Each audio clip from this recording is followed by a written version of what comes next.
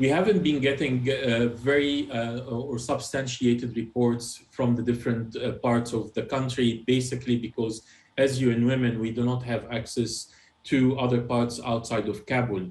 But what we need to, again, make sure that there has been public statements by the Taliban ensuring the safety and the security of everyone, including women and girls. This statement needs to be visited against what is happening on the ground in other parts. And we need to realize that what happens and what being stated at the Kabul level might not have a trickle-down effect in the provinces, in the villages, and in the other towns.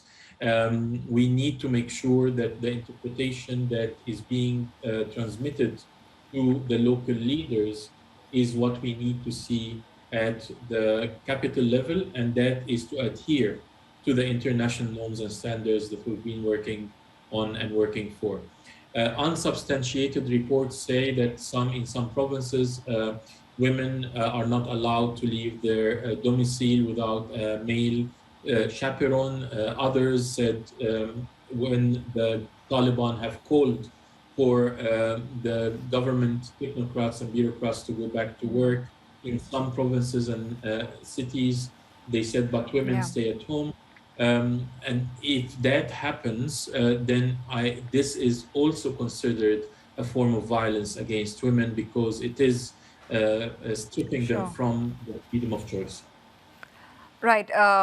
Very quickly, before we wrap up, Mohammad, you're also stepping up advocacy efforts to provide legal protection in the wake that the Taliban doesn't keep their word as far as protecting women and children's interest is concerned. And so could you walk us through what those preparations look like?